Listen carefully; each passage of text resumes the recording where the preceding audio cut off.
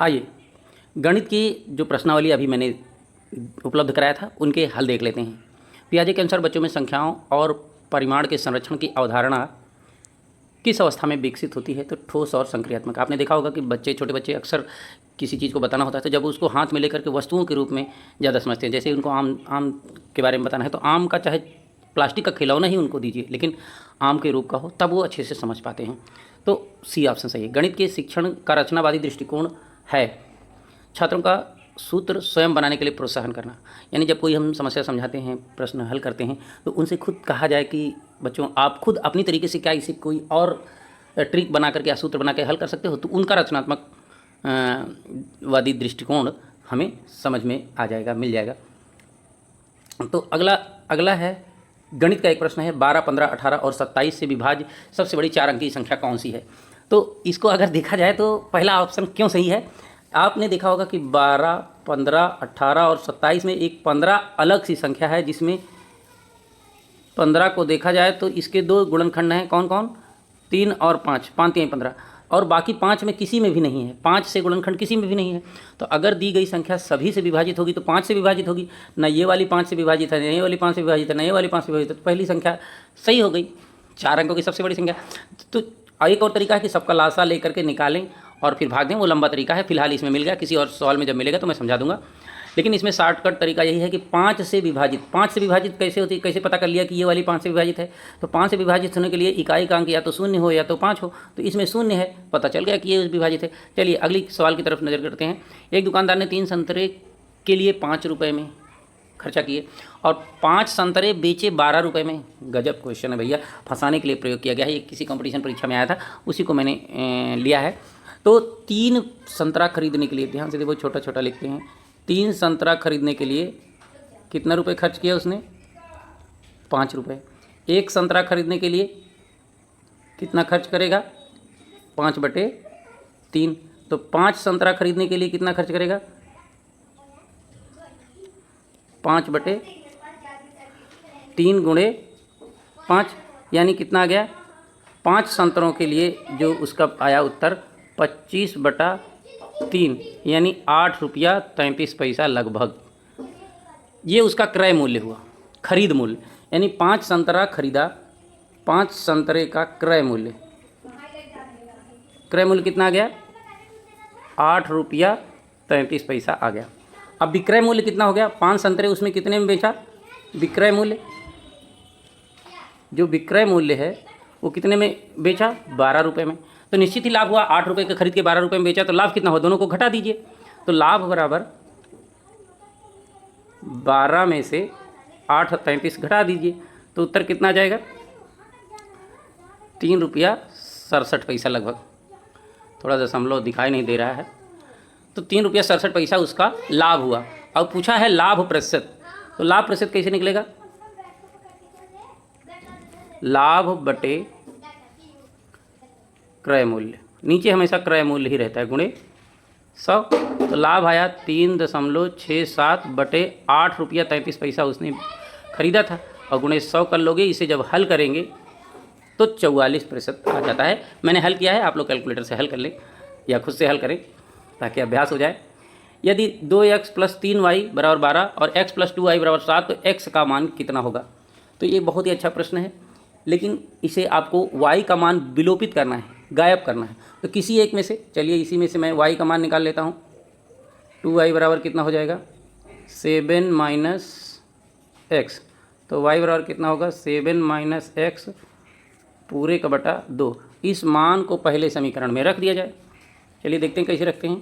तो 2x + 3 × 7 - x बटा में 2 बराबर 12। इसी को हल करना है।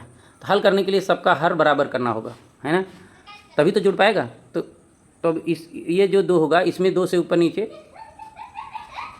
नीचे गुणा कर देंगे, तो ये नीचे वाला 2 इधर की तरफ आ जाएगा, है ना। तो और हल करेंगे तो 2 से जब गुणा करेंगे तो ऊपर आ जाएगा 4x + 3 से दोनों में गुणा हो जाएगा 21 - 3x, और नीचे वाला 2 12 में चला जाएगा, तो कितना आ जाएगा? 24। अब 21 को इधर ले जाएं तो बचेगा कितना? x बराबर 24 माइनस 21, तो उत्तर कितना जाएगा 3। ऑप्शन बी सही हो जाएगा।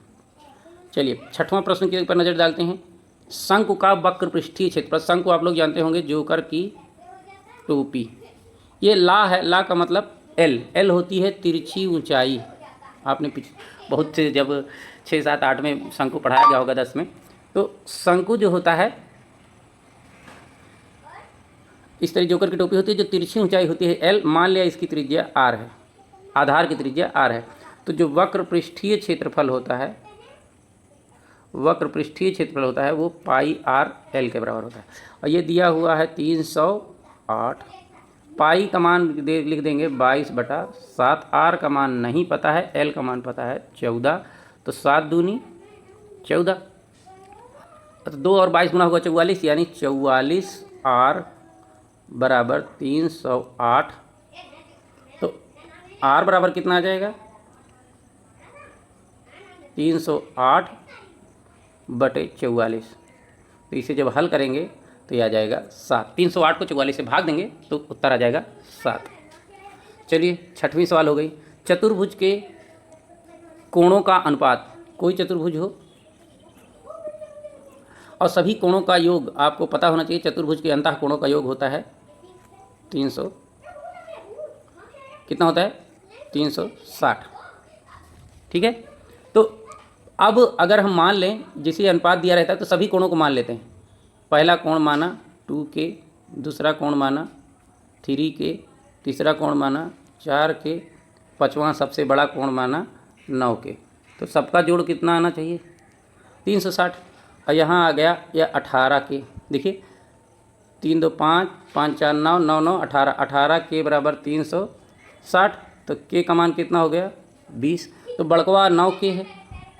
तो यहाँ पर आप देखेंगे कि बड़ा कोण 9K है और K का मान रख दें तो 9 गुणे 20 कितना आ गया 180, ऑप्शन डी सही हो जाएगा। चलिए समबाहु त्रिभुज की ऊंचाई 10 सेंटीमीटर। समबाहु त्रिभुज आपको पता होना चाहिए कि ऐसा त्रिभुज जिसकी तीनों भुजाएं बराबर होती, तीनों भुजाएं बराबर होती हैं और उनकी ऊंचाई में जो संबंध होता है, भुजा मान लिया ए है तो ऊंचाई ये वाली कही जाती है आधार से। थोड़ा चित्र और सही से बना देता हूँ। तो चित्र बनाने के लिए ऐसे मान लिया हाथ से खींच रहे हैं तो कुछ ना कुछ टेढ़ा मेढ़ा होगा, ऊंचाई ये वाली होगी। तो ये अगर भुजा है और ये ऊंचाई है तो आपको सूत्र पता होना चाहिए कि भुजा और ऊंचाई में क्या संबंध है, √3/2 ए का संबंध है। एच का मान दिया हुआ है 10, एच का मान कितना दिया हुआ है 10, तो ये आ गया कितना √3/2 ए के बराबर। तो ए बराबर कितना आ गया, ए बराबर आ गया 20/√3 ए। ये तो भुजा की लंबाई आ गई। लेकिन अगर देखा जाए तो समबाहु त्रिभुज का जो क्षेत्रफल होता है वो क्षेत्रफल कितना होता है √3/4 गुणे भुजा, यानी भुजा का वर्ग। और अभी अभी ए का मान कितना आया है 20/√3 आया है। चलिए इसमें रख देते हैं तो कितना है √3/4 20/√3 का होल वर्ग। इसको हल करेंगे तो 400/4 √3/3, तो 4 एकम 4, कौन सा उत्तर सही हो गया, डी उत्तर सही हो गया। 8वां प्रश्न खत्म हो गया। आइए 9वां प्रश्न देख लेते हैं। 5 संख्याओं का औसत 18 है, तो 5 संख्याओं का जोड़ कितना होगा, 5 संख्याओं का जोड़ या योग, तो 18 गुणे 5 बराबर कितना आ जाएगा 90। तो अब एक संख्या मान लें 5 में से हटा दिया तो 4 संख्याओं का जोड़ कितना होगा, 4 संख्याओं का योग, जोड़ तो अपनी भाषा में है तो योग क्या कहेंगे 16 चौको 64। तो अगर इन दोनों को घटा दें 90 में से 64 घटा दें तो कितना आ जाएगा 26। उत्तर कौन सा सही हो जाएगा, सी, ठीक है ना। चलिए 10वां प्रश्न देख लेते हैं। 52 पत्तों में से फेस कार्ड आने की। अगर ताश का पत्ता आप लोगों ने देखा होगा, कुल उसमें 52 पत्ते होते हैं जिसमें चित्र बना हो। ऐसे हर रंग में 4 होते हैं, तो 4 रंग में 3-3 पत्तों पर चित्र बना होता है। 3-3 पत्रों पर चित्र बना होता है, तो कुल कितने हो गए? 12 पत्ते चित्र यानी फेस वाले हो गए। तो यहाँ क्या लिखेंगे? फेस वाले पत्ते, है ना। फेस कार्ड कितने हो गए? कुल 12। और टोटल कितना है कुल कार्ड? 52। तो इसी को डिवाइड कर लेना है, बस कुछ नहीं करना। 4×3 12 जो प्रायिकता है निकल आती है, सॉरी 4×3 12 और इसके 13 चौको 52। तो उत्तर कौन सा हो गया? 3/13 बी, ए वाला सही हो गया। 11वां प्रश्न की तरफ नज़र डालते हैं। ए और बी की आयु का अनुपात, ये हमें लगता है लिखने में सही नहीं आया। ए और बी की एज का अनुपात, आयु का अनुपात 5:7 है। तो हम मान लिया जाए ए की एज जो है, ए की आयु कितनी है? तो अगर हम इसे मान लें तो 5K और बी की आयु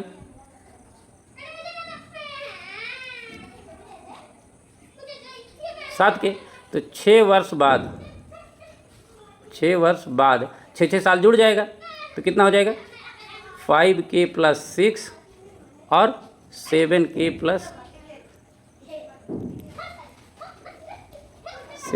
+ 6 का रेशियो कितना आ गया? 4/5। 4/5 आया। तिर्यक गुणा कर डालिए, ठीक है। तो तिर्यक गुणा करने पे कितना आ जाएगा?